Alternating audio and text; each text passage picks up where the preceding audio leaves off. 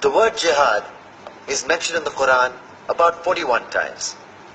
The words mercy, peace and compassion are mentioned about 355 times. Yes, come in. Come on in, Riaz. Sit down, please. Contrary to popular belief in most Western cultures, Islam is a religion that preaches peace and tolerance.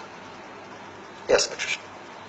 If Islam truly is a religion that preaches peace, then how come the world's most troubled spots, the West Bank, Afghanistan, Pakistan, Iraq, they're all plagued with Islamic terrorism? Well, that depends on your definition of terrorism. Some might argue that the U.S. invasions of countries like Iraq and Afghanistan are also acts of terrorism. No, those were acts of war to get rid of despotic regimes. Or a means of getting at a country's oil.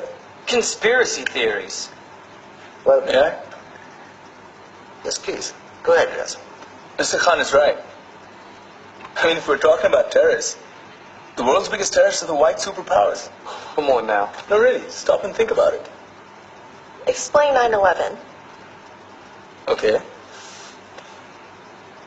Do you know how many people died in the Twin Towers strike? Around 3,000.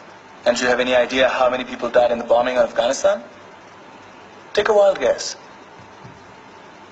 More than 15,000 people died. And that's just conservative figures. About 50,000 tons of explosives were dropped on innocent civilians. Men, women, children. Yeah, but that was because of the Taliban. Now that you brought it up, did you know that the Taliban was a creation of the CIA to fight the Russians? Whatever. They were still harboring terrorists. Yeah, right. Terrorists that were never found. Just like the weapons of mass destruction that were never found in Iraq. Do you want to get into the death toll in Iraq? 500,000 civilians and counting. And what do Britain and America say when they don't find these weapons? It's simple. They just say sorry. And still refuse to relinquish control of these countries. What are you trying to say? What I'm trying to say is that just because you're American, wear a fancy suit, and call yourself the president, doesn't make you any less of a terrorist.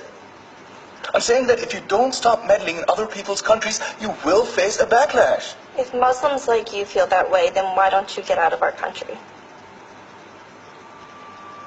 We will. As soon as you promise to leave ours.